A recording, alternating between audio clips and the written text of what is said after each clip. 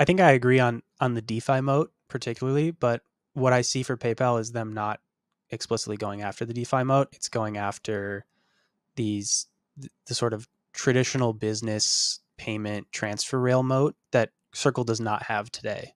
That's sort of an open market that needs to be fought over in the future because it's not here yet. And whoever can capitalize on that is it's potentially and most likely a greater opportunity than the existing sort of like DeFi USDC stablecoin market today. Nothing said on 0x Research is a recommendation to buy or sell securities or tokens. This podcast is for informational purposes only, and any views expressed by anyone on the show are solely our opinions, not financial advice. Boccaccio, Ryan, and our guests may hold positions in the companies, funds, or projects discussed. What's up, guys? Welcome back to another episode of 0x Research. Today I'm joined by Danny, Nikhil, and Mark from Blockworks Research to talk about the bloodbath that is happening in crypto. Guys, thanks for hopping on. Thanks for having me. Glad to be on. Yeah. Big thing today. All of crypto is down double digits in one day. I feel like I haven't had a day like this in quite some time. I'm not gonna macro LARP. We have other podcasts that actually do macro, but as far as I understand, something seems to have broken somewhere. I think Japan. But what this has led to is kind of the amplification of some movements that are happening on chain. I think the big one is that Jump is clipping out of a lot of crypto, like over the past 5 days. And as far as I can tell, they're also kind of, I'm not sure if they're closing shop, but I don't think that would make a lot of sense. But they did stop a lot of like market making activity on Solana. And that led to like a pretty big decrease in stablecoin volumes on Solana. I'm gonna share this because it honestly looks pretty ridiculous. So for our listeners, it's just the stablecoin volume chart, and the decrease is honestly really, really massive. It goes from like USDC volume being 75 billion to USDC volume being sub $10 billion per day. And so I'm not sure. As far I've been told that it's partly because obviously people are just like stopping market making, but it's also partly because these were counted not wrongly, but Phoenix on Solana requires stablecoin transactions and transferring for market making. So I think those volumes are a bit boosted either way. But curious to hear what you guys think of what's been happening. First thing I'm curious about is what are USDT volumes looking like on chain? Like for example on Tron, I'm just curious on how that was impacted since USDC is used a lot from more institutional audience or for crypto market making activities. But I know that USDT, especially on Tron, is being more heavily used by individual folks. So interested to see if that activity was hit at all by this bloodbath. I'm not sure, but no, on Tron it looks the same. Honestly, like it's growing, but on USDT's never been popular on Solana. If you look at the chart, it's like it's almost negligible. I don't think it's a stablecoin issue. I think they just, I don't know. You can get really conspiratorial, like get really into the conspiracies on that side if you want to. I don't know if that's something that we should do. Right now, but shouldn't go up against Tether on this podcast. No, not with Tether, but more so like what's been happening with USDC on Solana. Sure, yeah. Especially with the amount of volume that they have. Yeah, I've heard a lot on both sides of this, particularly with the volumes of stablecoins on Solana. I think from discussions, it sounds like part of this was maybe like some double counting occurring, like you mentioned with Phoenix. It may be some other apps as well that maybe was corrected or accounted for more appropriately. The other portion I've heard is that perhaps there was just massive wash stablecoin volume happening, but I guess I would question where the money is in doing that, like just paying out those fees, because I can only imagine doing billions and billions, like tens of billions in transfers over months. Like that's not cheap. So I fail to see the reason for doing so, unless they think that actor had massive soul bags and they thought that was directly improving their valuation there, which I don't really think it was. Yeah, I don't know. Like what you brought up is going to lead to conspiracy thoughts, so I'm just gonna ignore that. But what is kind of interesting is that you couldn't find Jump's wallets on Solana for quite some time. Like, I mean, obviously you can tell their wallets on Ethereum relatively easily, but that like chain and trying to read it is nearly impossible. Still to this day, they don't have like a proper block explorer, and I'm not sure how they're going to fix that issue. Yeah, I think you know, the markets are down. People are maybe feeling some pain at the moment, but I think there's still reason to be optimistic for the future. Coinbase just had their earnings recently, and Brian Armstrong was incredibly optimistic about what he sees for the space going forward. One idea in particular, and I think we've seen others kind of try to eke into this direction a little bit, with the kind of increase in regulatory clarity, is a mention of like a Coinbase 500, similar to the likes of like an S&P 500 index for crypto, essentially for crypto tokens. So, I think it's an interesting thought. I mean, I think if you consider many investors within the space and a lot of the advice within the space, it's like, allocate to Bitcoin, allocate to ETH, and then, maybe consider a small portion in other tokens that are out there. So similarly, if you want to see massive retail or institutional flows, like that's probably the type of activity that they're looking to do, is proportional allocation based on market cap weighting. So, I mean, a Coinbase 500 makes sense. It's really just a question of the regulatory conditions. Is that going to be possible? How does that get viewed in terms of like being security or not? But I think ultimately their heads in space. If you see this market, in the sector growing at a massive magnitude into the future, and that's probably what institutions would be looking for.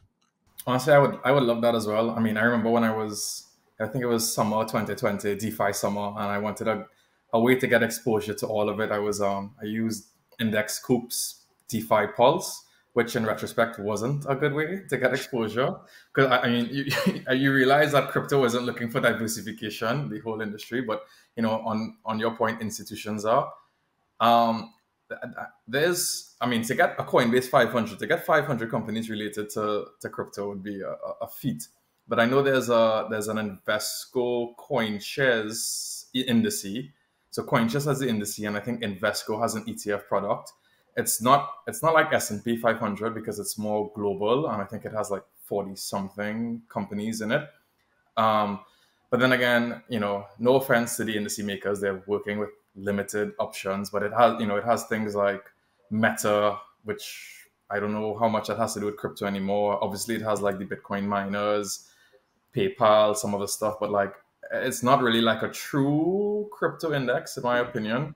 I'd rather see something with maybe less stocks and more like higher beta exposure to crypto. And and even if you could combine it with now the Ethereum and Bitcoin ETFs as well, maybe not market cap weighted, but maybe like that portion is in itself market cap weighted and the stocks portion is in itself like two separate market cap weightings. And we can do that now in the US because we have, the regular, I think it was last year when they're allowing for active ETFs now. And then we see ARK has like private equity ETFs. So you could even get maybe things like Kraken or Circle and stuff inside of it. So, yeah, I think the space desperately needs that.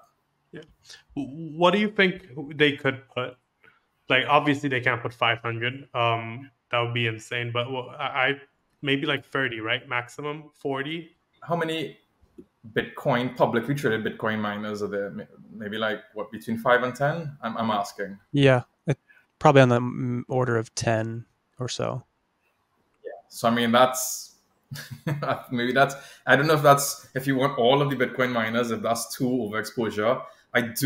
This is what I think about Bitcoin miners. I think they are a way to play, Bitcoin price, obviously, because it's correlated, but also more so maybe some Bitcoin MEV, because Bitcoin doesn't really have a way to like get that on protocol. And so a lot of it happens off chain and gets captured by those MEV miners. So I think that's a nice way to play it. I don't know. PayPal is another good one. If you want to, if you're still thinking about it, maybe the chips.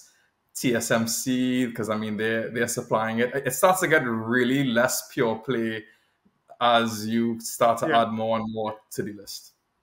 What about instead of companies, like not equities, but we're building a token one? How many do you think we can go to? Like realistically, without people having to rebalance it every 3 months, let's say. I don't know how often these are rebalanced, by the way. It's kind of partially why I'm asking. I think they rebalance them typically every quarter. In Europe, there's an ETP, because whatever, let's just call it an ETF, right? They function to the same way at the end of the day, but they have the top 10 proof of stake blockchains on it, and it excludes Bitcoin. There's one with Bitcoin as well, but it excludes Bitcoin, and it's zero management fee because the issuers instead get their fees from the staking revenue, and they might pass a portion or none of it on to the buyer of these ETFs, depending on whatever the marketing or the operations think is right. But I think just based on that, I think you can get like at least 5. I mean, I think if you're adding, I don't want to call names, but if you're adding some of those just market cap weighted, I think that might not be the best exposure. But I think look to Europe for what the US can do with their ETFs in the future. You can look at, there's the Bitwise 10 index fund as well that's been created. And I mean, just specifically, like they've excluded memes from that. So and basically the description on what this product is they kind of filter for questionable or things with, questionable volatility or questionable, maybe it's regulatory concerns or, call it your similar with maybe how stocks view things around like environmental and related concerns. I think they're kind of taking a similar approach here from the kind of regulatory compliance perspective, perhaps. But they've got, it's Bitcoin, ETH, and then when you go down the list, you've got things from Sol and XRP and Cardano all the way down to Polkadot and Uniswap. So they've actually skipped out on Litecoin to put in Uni, which is an interesting choice because it looks like they're attempting to be market cap weighted based. But they've kind of selectively chosen some over others here in the top of the market cap range. But on the whole, it's basically looks like you take the top coins, take out stable coins, take out meme coins, and that's kind of the list that you get. Do we think that taking out meme coins is it too subjective? I mean, VanEck Market Vector has their own meme coin index now. Like, is that too subjective? Should that be included? Because I mean, you can argue, no mean to offend anybody, but you can argue that Bitcoin is a meme coin, right? Like, just like gold is a meme rock. Like, why, if it's going to be market cap weighted index, why exclude, what is it, Doge? I guess Doge would be the top 10 one. Yeah. If you're gonna exclude, you should also like if you have the power to exclude and you're not doing it based on pure market cap, exclude other stuff as well, like XRP, Cardano. Yeah. To be fair, Cardano did beat Starknet in fees over the past like 3 weeks. That really surprised me. Last time I checked, Starknet was earning $200 in fees per day, while Cardano earned $4,000. It's what I'll say is it's interesting because there is not a clear direction here because they've excluded Doge. They've also excluded Ton coin. They've also excluded Tron. So I think, you could probably make the case for, as well as BNB. So I could see as like a US product, you could probably make some case related to BNB and Tron. The Ton one is more interesting, and then obviously the Dogecoin and SHIB as well actually is larger than Bitcoin Cash, Chainlink, Polkadot, Uni are all in the index. So yeah. They've definitely kind of selectively gone after a few here to not include. The same case you can make for Tron and BNB, you can make for Ton though as well, just for a different country. But I agree with you. It's just like a weird approach, I think. I wonder how much of this is ruled by one guy. Do you know what I mean? He's just like, yeah, I think like XRP, BCH, these are all doing relatively well, like back in the day or whatever. They've always liked it. So they're like, we're just going to include these. I guess maybe another factor here is looks like Coinbase is the custodian. So we may also be looking at what do they have listed or available. Mark, one thing you brought up was potentially doing private equity ETFs with with Circle, etc. And this is something that I know Danny's quite passionate about.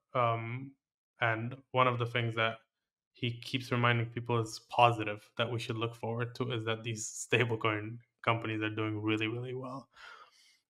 Danny, you can take over, but I just want to say, like, before we get started, one thing that really upsets me every time people bring this up is that there's no way to get exposure to these companies. And I guess the ETF kind of comes in that, but it's the greatest business in the world. Like, you keep everything, like all of the yield, and you just give out like whatever, it's fantastic. Yeah, I agree. I think if I could be invested into some of these businesses, I would. I guess arguably you have an option now with something like, well, there are options, right? Decentralized options, but they're not the ones that are outperforming significantly to the upside. So, there's that point. But yeah, I guess just to talk to the numbers real quick, Circle was just recently reported to be valued around $5 billion ahead of an IPO. They attempted an IPO, I think, a few years ago as well, and that did not succeed. So this seems like maybe they're going their second chance here. But despite that valuation, Tether reported their H1 profits for the year being $5.2 billion. So we're seeing the massive behemoth that is Tether, the ability to just earn yields on the holdings that they have related to the backing for their stablecoin being incredibly successful as a business. Like you said, unfortunately, we cannot invest in Tether. So that's sad for all of us here that want to ride along with them. But I think the positive thing that this is showcasing is that this is a serious, like, stablecoins are a serious and valuable, like, part of this industry. And I think you'd be silly to suggest that larger institutions and companies and banks and others would not be interested to come in and take a piece of that pie for themselves. We're seeing it with PayPal. I'm sure we will see it with others to attempt to do the same and gain traction and build up a stablecoin, because, I mean, right now with rates so high and them not having to really, these companies are not forced to offer any of that return back to holders like you see with money market accounts and others, and even like savings accounts at the moment. So they get to keep all of that cash basically for the most part. And it would just be, like I said, I think it would be silly to suggest that others will not be enticed to come in and go after it once I think the regulation kind of piece of the picture clears up a little bit more. Obviously we have Circle here, but just the level of value relative to like the amount of employees that work at Tether is pretty insane. So I see this as just being an opportunity for the space to grow as a whole, when more accepted and larger players just from the TradFi space kind of come in and push this even further along the road. Yeah, I want to add two things to that. Like, A, they're very rich and they make a lot of money. They don't have to give any of it back. But B, they also buy Bitcoin quite often. Like, Paulo was announcing that he was buying Bitcoin with all profits. Well, not all profits, but most of their profits, which is, I mean, that just makes it levered BTC. One more thing I was going to say is the $5 billion IPO is half of Cardano's current market cap. And USDC is like, it's not everything. Like, USDT is very dominant, obviously, especially like in forms of payment, but all of DeFi is USDC. And it was like very predominantly during the bear, it was all USDC. Now it's a bit less. I feel like people are using it a bit less now. I mean, obviously they're more exposed to actual risk assets, but there's such good money that PayPal is paying 20% or 22% on MarginFi and Camino, just for people to use them. So it's kind of crazy that they're actually coming for it, like the stable coins. Yeah, I mean, we've talked about how these companies aren't forced to pay out any of their, treasury yields or anything else to holders, but are they forced not to, if by regulatory, like if they pay it out, if they give you, let's just say 1% of the 4 or 5 they're collecting, doesn't that make it a security? And then doesn't like that kind of entrench the already existing leaders through network effects? And then you're forced to do things like give people 20% on these DeFi protocols in order to incentivize growth. Yeah, it's a good point. It probably goes both ways there, right? Like if this is the direction for stablecoins, is becoming like regulated securities potentially, then that's where that competition would come into play, right? Right now they don't really have to compete with anyone because other players aren't really able to get into the space in the way that they would like to, seems like. So because of, maybe the regulatory uncertainty. If that clears up, whether it be in a positive, like simplified direction in that, they're not securities, or that they do become securities, either way, it lays down the framework for, this is how you go about doing it. And then others can do it and compete. And we can see, probably their margins compress as, others come in to take a piece of that pie. Though it's probably worth mentioning that, the success and dominance of Tether has mostly been probably less in the US and more in the Eastern world. So I don't know if any US companies would be competing directly with some of Tether's volumes, but I think your point is fair. And to that point as well, like what do we think about the growth strategy for different stable coins? For example, like you mentioned, Circle, has this sort of stranglehold on DeFi. Well, I guess losing stranglehold. And then you've got Tether more on the sort of retail payment side in countries outside of the West. PayPal is trying to go after DeFi as well, but with highly incentivized sort of markets like on Camino. And I was talking about this before. I think on the previous CRX research pod, about PayPal, where most of the merchants and vendors that they support are predominantly in Europe, the US, and Canada. And so they are basically going to be fighting directly with, basically Circle's market share, more or less. And so generally curious on like how will different stablecoins enter the race and kind of make an edge for themselves? Because for PayPal, I see that the only way that it would make sense for them to make a significant dent is if they start to make Venmo and PayPal settle certain payments using stablecoins. Otherwise, they're basically going against Circle, and I'm not sure how well they'll necessarily perform. Again, it's early days, and their total stablecoins issued are climbing. Again, a lot of that is because of their program with Camino and MarginFi. But that's what I'm interested to hear is that what will actually allow for different stablecoin protocols or different stablecoins that are issued by companies to gain an edge from the legacy ones. Yeah, I think to jump on that real quick, I think to the point around them competing with Circle, I do agree with you at the moment. Like in the short term, PayPal does have to compete with Circle, right? If Yeah. the people that use their applications today are not using stablecoins to use PayPal or Venmo, so obviously they need to seed liquidity for people to be able to do that. And the only way they're going to get that is from people who are already on chain and using things like USDC. So they do need to compete with them right now to kind of seed liquidity and the ability to actually swap and hold and use PayPal USD.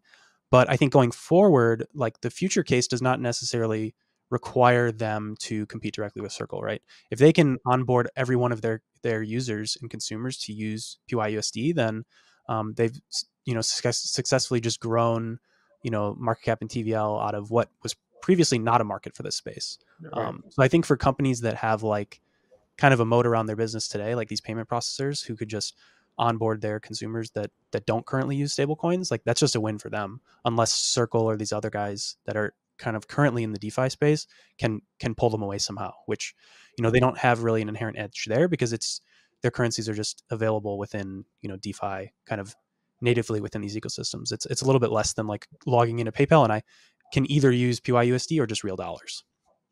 I wonder what PayPal will do for that. Like, what's going to be the use case that kind of gets unlocked there? Are they going to start making vendors support PYUSD? Is it going to be primarily in specific regions that they unlock this in? Will be interesting to see what they can do. Because if they can, that's definitely going to be a huge unlock. But that's the only thing I'm thinking about because the main retail use case that we've seen for stablecoins so far have been in, nation states outside of the West, more or less, specifically with Tether. And that's not what PayPal's current user base is or their client base is either. So it'll be interesting to see what they do. Maybe I know Danny mentioned this before as well. Maybe it's just taking off a couple of bips off of like the fees that they have to basically spend for, intermediary payment processors. Maybe it's that and offering a better user experience to the end user. But if that's the case, I wonder how worth it is. Is that worth it to the end user or is it worth it more to maybe PayPal to kind of pocket that extra and just keep charging the same amount of fees? Not too sure. Yeah, I'm going to echo that. I think PayPal kind of has a similar issue what Grayscale has now.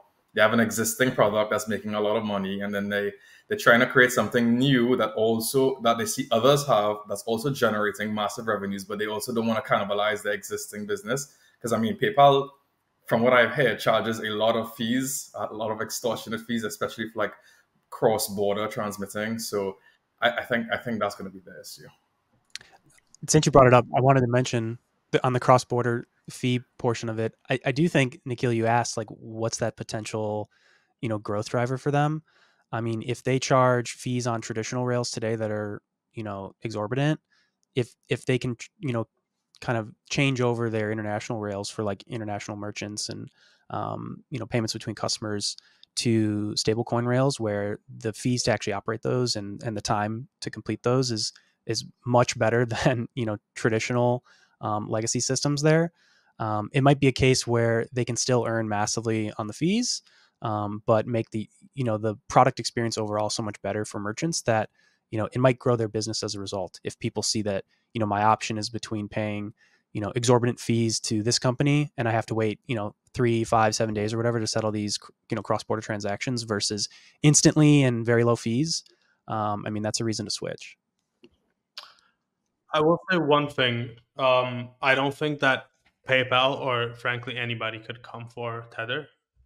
I think the spot out there is USDC spot, and I think if Circle allows that, that would be just like the fumble of the century, probably, because it makes no sense. And I would bet that we saw a few moves that Circle made over the bear. If you were like on CT constantly, you would have seen some legal moves, some regulatory moves that they went for just to like ensure that USDC was spent and was used across DeFi and just in crypto in general. So I don't think that they would even let that happen with PayPal, like PayPal's USD. I don't think they would. What I'm basically trying to say is I don't think any new stablecoin has that.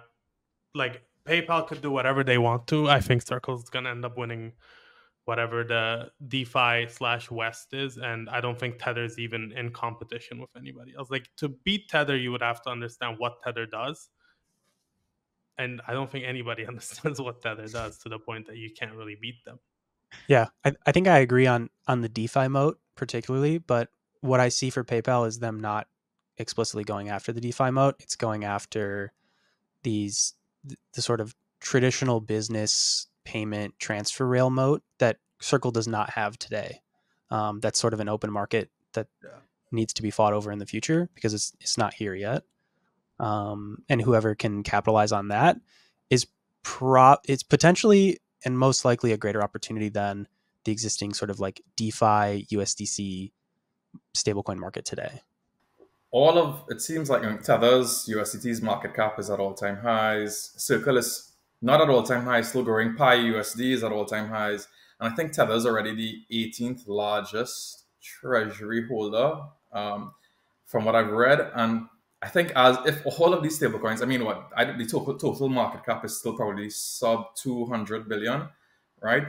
And if all of these, if this starts to grow in adoption across multiple competitors with this kind of narrow banking model, it's going to start to put some kind of a strain on like the financial system, the existing banks, something kind of maybe similar, a potential risk to what we saw similar last year whenever that US mini banking crisis was.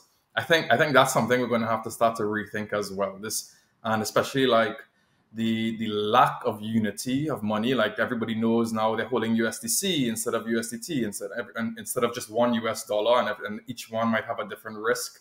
And then you might have to have like an ETF version, a basket of all of these dollars and whatever else. We're going to complicate it with further. But yeah, I think as stablecoins continue to grow, and I do think they will, both in DeFi and outside. I think that's something else that regulators are going to need to think about because Tether isn't.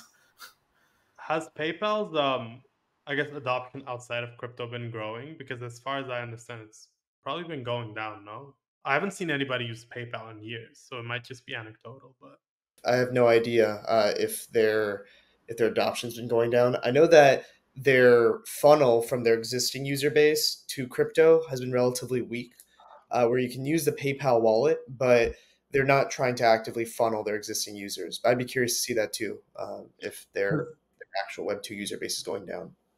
Because what I would think of is that, like, in terms of payments, it would be mostly Stripe now, or other like newer payments rails. And for, I guess, remittance / like sending money across borders. I imagine it's Revolut or like local alternatives. I know there's like big country by country remittance apps, maybe Remitly, but I'm not sure like if PayPal's fees are that bad, that exorbitant, that we know about it and are talking about it, then I imagine that it's like, because I feel like PayPal's a 20, like it's probably lost quite a bit of share over the past few years is what I would imagine. But that's also kind of why I mean a lot of people view it as, oh, like industry leaders coming into crypto. I'm also viewed as, oh, these guys are like, they're kind of losing market share, so they're trying to open up some new form of business.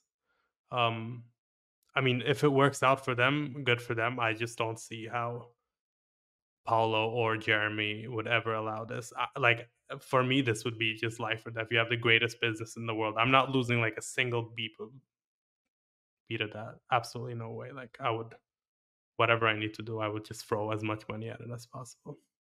Yeah, maybe to add some color here, maybe PayPal is a little bit of a overlooked sleeping giant in that sense. Then, I mean, they're just running through some metrics and looking at previous earnings. Like, they're up only on quarterly revenues for the past decade and a half. Annual revenues have been up only. They basically doubled in nearly all metrics, it looks like, since 2019. So, I think they're continuing to see growth. Maybe they're being overlooked by these other businesses who are, like Stripe, like you mentioned, kind of up and comers that have done a great job. But whatever their existing, user base is, it seems like it's very strong, healthy, and growing going forward. Wow, that's crazy. They've actually beaten everything over the past year, except for like 1 month. Their daily active users are up as well. Yeah, it's actually kind of an incredible resilience and growth from them, to be quite honest.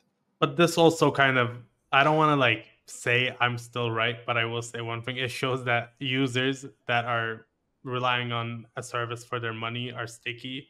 And I don't see why.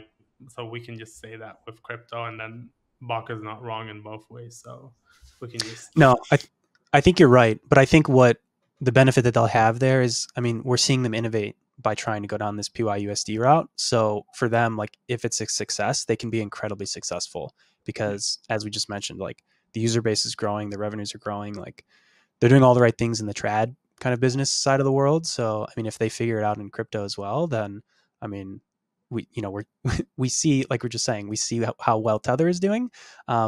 We see how the potential for what someone like a PayPal could do is quite enormous as well. Yeah. Actually, that shocked me so much. I would have put money on the fact that they would have been down and have not been doing anything over the past few years. What's up, guys? For this week's Nillion Snippet, I'm joined by Alex, who's the co-founder and CEO of Nillion. Thanks for joining us, Alex. Great to be here, Bach. Just to start us off, what is Nillion and what was the inspiration behind it? Sure. So at Nillion, what we're building is what we call the blind computer. And essentially what the blind computer is a network of nodes that allows you to take information or data that you want to run computation on, and you can send it to a decentralized network of nodes that run computation on that data. But the important piece is that they do it blindly. And what I mean by that is that the nodes cannot see the inputs that you put in or the result that comes out. All they do is just the computation. And so they're doing it blindly. And we accomplish that by using cryptographic primitives like multi-party computation, FHE, garbled circuits to basically mask data before it ends up going onto the network. But that masking and that security on the data still allows for computation to be done by the nodes. So it's a whole new way of doing computation on private data, on sensitive data in a decentralized way. And why is it important for these nodes to be blind? What new use cases does this enable? So we see a wide range of use cases for blind computation, both in Web 2 and in Web 3. In Web 3, we come into the ecosystem with expectations about what our trust assumptions will be for any network that we interact with. When you look at Bitcoin or Ethereum, we expect a certain level of decentralization that minimizes the amount of trust that we have to put into any one entity to get something done. That's why you have multiple nodes on chain, so that you don't have to trust any one of them too much. With Blind Computer, we're going after the same thing. We want to have a network where there's enough decentralization so that you don't have to trust any one node with highly sensitive data. A perfect example of this would be, say, utilizing a private key. You want to store your private key in a way where it's very secure and you want it to be able to sign transactions. But if you trust all of that to one party, then there's a risk that that private key could be exposed. When you take that private key and you decentralize it across several nodes, now you have minimized trust with all of those nodes on the network. But in a system like the Blind Computer, you can still use those pieces of your private key to sign transactions. So not only is your data highly secure, but it's actually still useful as well. That makes sense. And what are some key steps that you guys are taking to achieve this vision? Sure. So right now we've been really focused on building the base infrastructure for the network. This is down to basically launching our testnet, putting out our first SDK, allowing the first proof of concepts from the partners in our ecosystem to go onto the testnet and start basically playing around with the use cases that they've built. But it's also important for us to make sure that the Blind Computer is something that you can access from any ecosystem. You know, at the end of the day, we're not a blockchain, so we don't need somebody to come onto specifically our chain to use our tech. What we want to do is we want to have connection points to other ecosystems so that it's really easy for developers in Solana or Aptos or Ethereum or any of the ecosystems that exist out there to come and use the Blind Computer for the private compute that they need, and then return to their ecosystem and bring that information back on chain. So right now we're really focused on getting those proof of concepts out there, and then also making these connection points so that developers across Web3 can use us. That makes a lot of sense. And what has the experience of working on those proof of concepts and building over the past year been like? Do you have any key takeaways? Yeah, I'd say what's been really exciting is actually how many use cases that are unique that we didn't even think of, that people have brought up through our hackathons or through, you know, meeting people at conferences or through FEs that have come and said, hey, this really solves an important use case for me that I want to be building in Web3. I didn't expect that there would be that much of a groundswell. Now, for us as a project, we've always looked at ecosystem and working with projects and doing the design partnerships to build technology that people wanted to use as a core facet of how we built the network. But as we've been going through that, I've been completely surprised by just how many awesome ideas have come out of nowhere and are now building on our network and are part of our ecosystem today. And why do you think Nillion has been able to foster that type of community and ideation? And how do you plan on fostering that going forward? So I think a big reason for that has been, one, we have an incredible team. And if you listen to anybody on our team talk, you can just understand like how smart the people are that are focusing on building this technology. A big focus of building the Nillion network has been, how can we close the gap between building with privacy enhancing technology and running computation without any security. And as we've started closing that gap with the technology that we've been releasing, that's where developers start to come out. They start to realize, okay, wait, I can actually accomplish what I want. And there's not this massive trade-off that used to exist between doing it without privacy or doing it with. That makes sense. And how do you see Nillion developing over the next year or so? What are some key milestones that you guys want to achieve? We've been moving very quickly towards getting to a mainnet and production ready version of our network. Right now, we're really focused on getting proof of concepts deployed from our ecosystem, because we know that at the end of the day, the only way to really test the strength of our network is to have applications on there that are running, that are basically testing their ability to accomplish the use cases that they want. So our big focus has been there. But over the course of the next year, I expect as we see these examples come out, even more projects are going to show up with ideas of what they want to be building on Nillion. And we'll also be adding more and more functionality to our SDK that allows developers to do even more things than they already can. Along with that, what I'm really excited about is that on the AI side, we are making a lot of progress in creating innovations for private AI that will allow us to eventually be running small LLMs inside of Nillion with private inference and private outputs. That kind of stuff is really exciting to me. And I know there's a lot of people in the Web3 ecosystem that want to be building with that. So we are focused on developing the technologies that allow for that to happen in a decentralized and private way. That's super exciting. And lastly, from both developers and users, what can they do to meaningfully engage with Nillion? What should they look forward to? What should they be doing right now? Yeah, I mean, for the developers that are out there, check out our SDK, check out our documentation, download it, connect to the test net, play around with it, look at the examples that we've put up there, and really get into the Discord and engage with our DevRels and our other developers that are hanging out in there, because it is new tech at the end of the day, and going through and kind of playing around with the different facets will lead to some interesting ideas. And we're also there to help you if you get unstuck.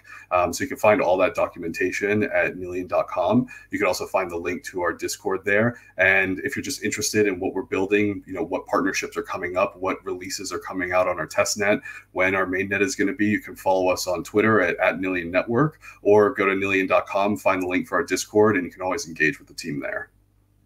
Fantastic. Alex, thank you so much for coming on. Thank you. Moving on, let's talk about, I don't know, what do you guys want to talk about? Meme coins going away, or Avalanche being useless? These are my two hot takes for the day, so I'm happy with either one that we want to do. I want to hear Nikhil debate this. Yeah, let's talk AVAX. It's going to be heated. Let's do it. Let's do it. I don't know how heated it will be, but I'll just give my basic understanding of Avalanche, and then Nikhil, you can say that I'm wrong and stupid. This all came about when AVAX brought the California DMV on chain. Crazy stuff. And I was thinking about it a bit, and truthfully, I looked at the Avalanche chart and I was surprised at where it was at, because Soluna AVAX, Luna's dead, Solana's up Gorillions, and Avalanche was at 25 at the time. I think it's like 17, 18 now. But just thinking more about it, they went hard with subnets, which kind of lend itself to real world assets and gaming, which are both good. Like, they're good narratives to latch yourself onto. The issue is that crypto is very short term, and games take a long time. Like, good games take 5-6 years.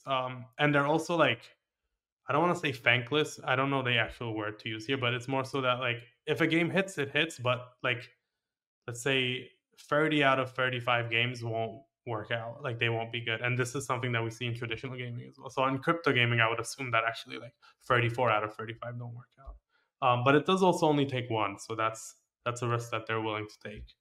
Apart from that, on the tech side, I don't have anything to say. I think that C-Chain hasn't adopted everything that they brought on Subnet, but they're working on doing that. And then with the real world asset side, they had that JPM POC a year back, maybe a year and a half back. And since then, this is also, I understand, institutions move slow. But I just think that it's like, there isn't much to do there. Like, what's there to do on Avalanche? They had some misguided attempt at building culture with like some labs-backed meme coin fund. It didn't do well. I think that left a sour taste in people's mouths as well. Like, we saw a lot of people try to do that, to be fair. So I don't know if that's really their fault. A lot of chains tried to do something. I think they were just a bit more open about it. But yeah, I'm happy. Like, in no way am I shitting on the tech. I think the tech is fine. I just think which is the saddest bit. I think a lot of these blockchains, the tech is fine. It's just, and it's something that I was talking to Ryan as well. He would have agreed if he was on here. Is that we will continue to see less differentiation between the tech, and more differentiation between just adoption and like whatever, like BD, go-to-market strategies, like who you are bringing into the chain, maybe even a bit about culture and like the atmosphere of the chain. But yeah, so that's I'm bearish AVAX at the lows pitch. All right, fair enough. I mean, I'll take the other side of that, and I do agree with your point and Ryan's that I think that we're increasingly seeing a lot of commonalities between all the different L1s, right? Like, even at a very granular level, like Aptos uses block STM, Block STM is finding its way into movement. The Hyper SDK from Avalanche has got some inspiration from like the Aptos and Sui ecosystems. We see Reth and the Ethereum ecosystem taking like notes from Substrate on Polkadot, and even a lot of stuff from Aptos and Sui. So we'll increasingly see, I think, the technical side of things have a lot of convergence on each other from an infrastructure standpoint. But that's why I increasingly think that Avalanche is interestingly positioned because, for example, with this DMV deal, I was actually unaware of this before this call, but the DMV originally was going to launch this sort of piloted product on Tezos, which was very interesting. I think this was announced maybe a year ago or so. And I was diving a little bit into, what are the reasons for the migration, what's going on there. And it looked like it was a couple of reasons, but the one that sort of stood out was that the DMV essentially wanted their own sovereign network, more or less. Their idea was that they want to have as much control over the stack. They want to obfuscate this experience for users, and they want to be able to like customize the fees, keep it as low as possible, because they don't want any other DApp potentially to cause like fee spikes or something like that. And it's likely, again, this information is not out there, but my speculation is likely going to be that the DMV will probably subsidize the transaction fees as well. It doesn't make sense for them to put that directly onto the user. And because of that, they probably don't want some random NFT mint or something like that to spike the gas fees by a little bit, kind of pulls into the DMV's predictability on gas costs. So that was something that was, interesting. But I think that Avalanche's team has shown that they are strong on the BD side when it comes to institutional, enterprise, and on gaming. I do agree with Bach that I think where they have a lot to improve on is with this sort of building of culture on the ecosystem itself, on the community side.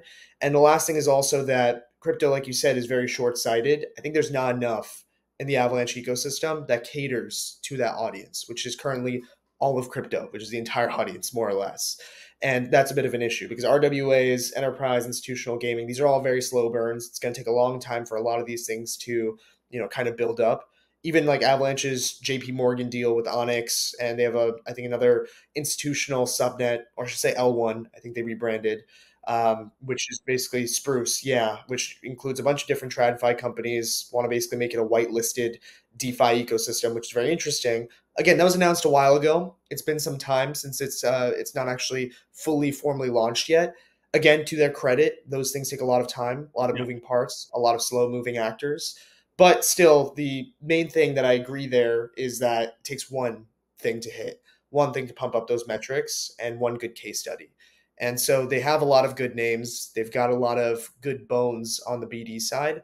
And from the technical angle, I think they have a lot of interesting positioning as almost like the Cosmos ecosystem without the mistakes and the baggage of being Cosmos.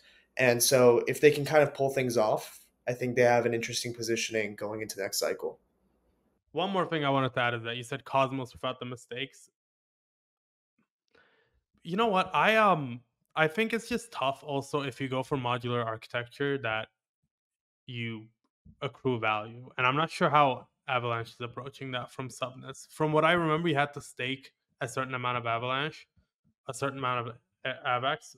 I don't know what the official pronunciation is now, but I heard people say it all types of ways. I have no idea. How are they approaching it now? Do you know, or is it just... So it's similar. So like the general sinks for however you want to call it, AVAX, I'll call it AVAX right now. But is one, you stake AVAX. Right now it's 2,000 AVAX, and then there was a proposal to reduce it to 50, and now there's ACP 77, which makes it almost like a pay-as-you-go sort of system.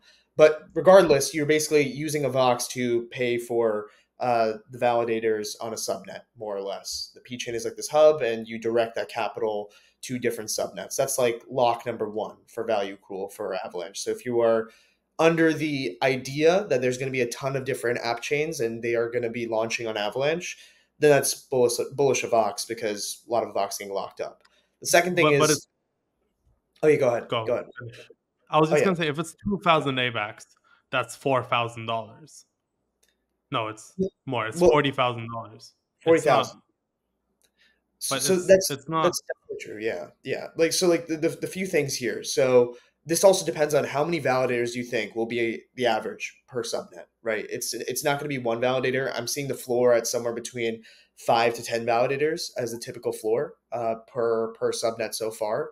And so again, is that mandatory? No, but I'm just seeing that as like a general like trend that's what it is. But to your point again, Bach, there is 2,000 Vox per validator, but they're planning on reducing it. So like, that is still something to kind of keep in mind, where I think that they're prioritizing, kind of growth of the number of subnets in the short term over maybe like long-term, long-term fundamentals, because they saw the 2,000 Vox per validator as being kind of prohibitive to people wanting to launch a chain. The second area where you lock the Vox, or not lock, but as a sync, is for Avalanche warp messaging, which is kind of like Avalanche's version of IBC, which is communicating between different subnets, whether it's cross-chain transactions, Oracle messages. There's a variety of different use cases that they're trying to work on that you could be utilizing it for. That also will leverage a Vox basically as a fee. And so those are the two main areas. And then the last is basically any subnet that is using Avalanche as the gas, which I honestly don't anticipate many other subnets doing that besides the C chain. I don't necessarily see what sense that would make. But that's currently what the three main areas are for value there. My only skepticism is that right now they are going to be lowering the requirements to launch an actual subnet itself. So it's no longer 2,000 Avox. So it's not like, oh, wow, all this like Avox is going to start getting locked up. But the benefit here, I think that they want to kind of angle here for is that we only have like 4 or 5 subnets live, maybe 20, 30, like maximum, with this amount of 2,000 Avox per validator locked up. We want to reduce that so that we can see an explosion of subnets. We want hundreds or thousands, which makes sense. They want to compete with the L2 ecosystems.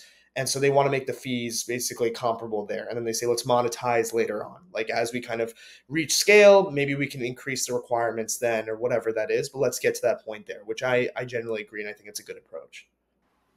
Do they have an idea of what they want to reduce it to from 2000 to like what? So it was from 2000 to then there was an ACP, basically Avalanche community proposal to reduce it to 50 Avox per validator. And now there's basically a different class of validators, which is called ACP 77, which is this sort of pay-as-you-go system, where essentially, one, it makes validators more lighter, because right now the way it works in Avalanche is that if you want to validate, you are validating the primary network, which includes the P chain, the X chain, and the C chain. And by doing that, then you can also validate your own subnet. It's kind of like this way to kind of lock value into this hub. But what they saw is that it's a little bit prohibitive for people because, one, it's a little bit intense on the capital side, a little intense on the resources side. So now they're basically creating this sort of second class of validators where if you don't care about the primary network, which is fine, you can just validate your subnet alone, and it's a pay-as-you-go system. Kind of like with L2s, where there is minimal upfront cost, essentially, but you are kind of paying this ongoing marginal cost. And then it's up to then the validators later on in the future, if they want to switch and say, hey, okay, like we're done with this pay-as-you-go system. We've become quite successful. We don't want to pay this small fee. We'd rather just pay a bulk lump sum fee in the future, in the like upfront process. That's cool too. But that's kind of it looks like the dichotomy right now of the Avalanche validator set. I'll just offer my opinion here on one particular piece of this that I think is maybe worth considering is I can't comment too much on like the economics or the reasons to go with an Avalanche subnet versus like, anyone who's building like an OP stack chain or an Arbitrum chain. Like there's a lot of offerings these days for like the similar point around launching your own chain to like do your own thing, whether that's like an app chain or just have your own ecosystem, whatever the reason may be. So I think there's a lot of competition there, and it's really hard to reason about like who's going to win that kind of area of the market share. But what I will say is the DMV thing is particularly interesting from the perspective that like if AVAX offers this somewhat differentiated means to I don't know what the specifics here would be, but I mean, we're like you mentioned, we're seeing it with companies like JP Morgan and others, and governments now, with businesses like the DMV. If there's something unique there that is relevant for governments, that is quite interesting because it's a little bit different than just like decentralized permissionless blockchains, that like ETH and all these other ecosystems are competing for in general. If people decide that they want to have like, easily available, like transparent information related to like government businesses that run their countries on blockchains, and if AVAX is like the home for that, for whatever reason, and others don't step into that space, I mean, that could be quite bullish. I think even if you disregard like gaming and other things. I mean, governments are massive, and I think they're the really the main one that I haven't seen much else like in other chains, other ecosystems getting so directly into that space. Now, obviously, the DMV thing, they were going to go with Tezos, and now they're going with AVAX. So really, like, how much weight does it hold? But going into the future, if that becomes like a point of focus, is other government entities and just making information related to like local and federal and state and national governments like transparent and easily accessible by putting them on blockchains. It's an interesting kind of growth opportunity, because right now governments spend a ton of money on services, and they're not tech companies using like the most up to date best systems. They're kind of working with legacy things and not keeping up so frequently with the change of play.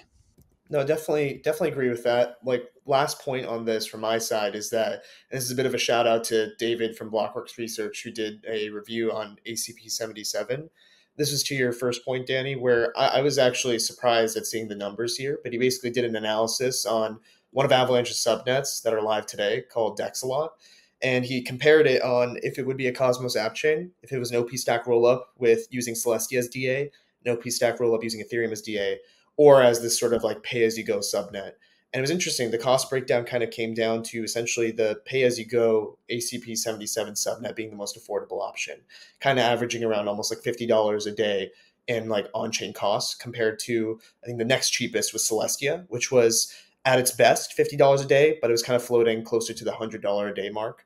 And then you kind of go to the OP stack rollups, whether it was on Ethereum or as a Cosmos app chain, and that was like significantly more expensive. So that was interesting and cool analysis on David's side from Blockworks.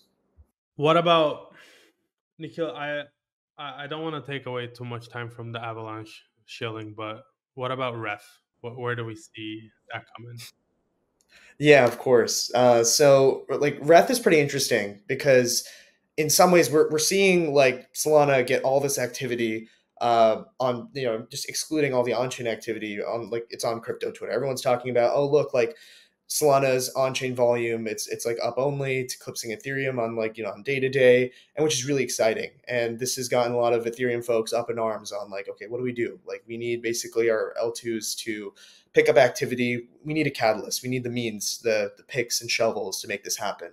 And Reth, in some ways, is positioned as that, which I find very interesting. So, like TLDR on Reth is basically that it is an Ethereum node client, basically the software that different Ethereum nodes run. Many people know about Geth or Nethermine.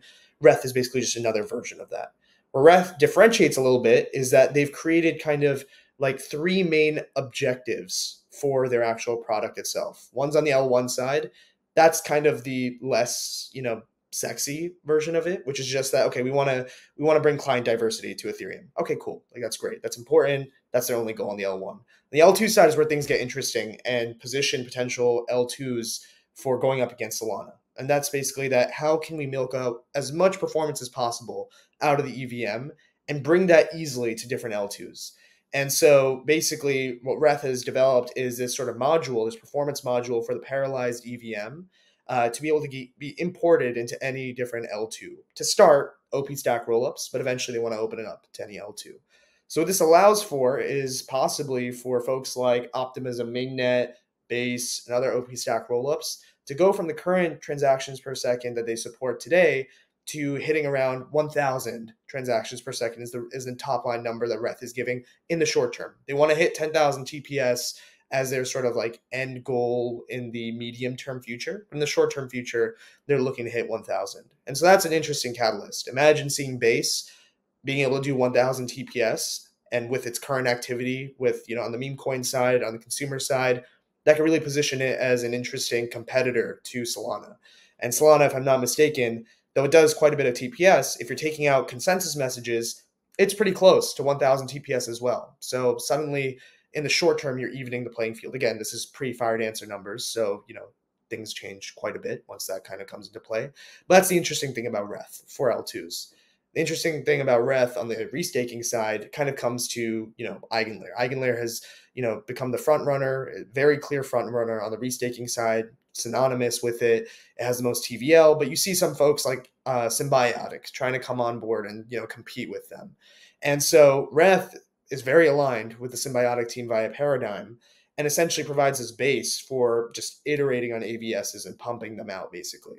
And so in the event that Symbiotic is able to increase the rate of development of AVSs, there's a potential that they can attract quite a bit of capital from Eigenlayer, essentially, and vampire that over. Because right now, there's a lot of capital just sitting in Eigenlayer, and there's not that many AVSs that are earning yields. And so this capital is mostly idle in some ways.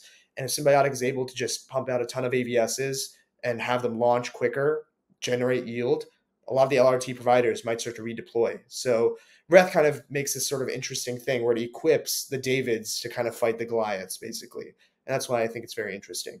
And it helps that Paradigm is, probably the expert at helping their portfolio companies, which they clearly are doing by Optimism, Coinbase, Symbiotic. They really know how to make sure that their portcos are happy. Frentech, Blast. Okay, some of their portcos. Art Gobblers. I don't know. I agreed with you most of that until we got to the very end. I was like, I don't know. Oh man. All right. Yeah. Fair enough. That some of their portcos, they're good at supporting. I mean, look, I don't mean it in a bad way to Paradigm. It's like if you're doing venture investing, you're taking risk. That's primarily what you're doing. There's nothing that. Yeah. It's not bad. Yeah, to be fair, nobody could have seen Friend coming or going, so that's a tough one. One question, Nikhil, I have is there's some interplay here, right? Like you're talking about a little bit the maybe shakeup that we could see in the restaking kind of gig. On the other hand, this is this tech should be meaningful for like new chains or new ecosystems or new apps that want to develop. What do you think is more impactful here? Is it really just the combination of both is so incredible? Or is this something that like new apps, new developers, like potentially new chains coming onto the scene should be more excited about? Or is it really more on like, validators and restaking? Is that really where the key kind of idea is at? Yeah, good question. So at least how I think of it is that I find it really attractive to existing L2s that already have a significant amount of activity and have like a price sensitive user base. So this is in particular for like Arbitrum, Optimism, and Base. These L2s basically make up the top three of the most on-chain activity amongst Ethereum L2s so far. And so, and also right after EIP 4844, where the DA cost basically just shot right down through the floor, there was a spike in user activity. So how I see this is basically that if there's another catalyst to bring the transaction fees down significantly, or basically cut the execution fees, that will be really a big incentive for users to basically transact on chain for these different folks. And I think that that's going to be that's the most attractive catalyst here. If we can see a few Ethereum L2s compete even a bit more with Solana, that's something that could really reignite the Ethereum community, basically be like, okay, hey, like we have the tools, the picks and the shovels to go up against Solana. And I think iron sharpens iron. This will naturally make the Solana team also want to, pick up what they're doing. Already with Fire Dancer, they'll still push them way past what Reth can achieve in the short to medium term. But I think this can be really interesting because right now, still for a lot of different swaps on different L2s, fees are still not like astronomically low. They're low relative to before, but they're not Solana low. And so if there's some sort of way to make that comparable to Solana's user experience, I think that could be very, very interesting, especially considering all these other different cool fee-based catalysts in the L2 ecosystem. That's what I find more attractive. So yeah, restaking is cool, don't get me wrong, but I think that nobody has found a really strong use case for AVSs that are like, hey, this really solves for something. There's like talk about a lot of things like, oh, it decreases token emissions. That's good. Less sell pressure. Or it brings more homogeneous security to certain, protocols that we want to internalize into like Ethereum or something. Sure, but nothing's played out yet. So I think it's still very cool. That's more like longer term. But I think in the short term, we could see some L2s competing with Solana. Yeah, I think the chain performance capability is, that's a really meaningful angle. Yeah, 100%. I want to give a special shout out to both Nikhil and Mark for joining. Moving forward, Danny will be my co-host. Ryan will not come on the podcast ever again. I think that's it. You're wrong, Bach, about Avalanche. I'm telling you.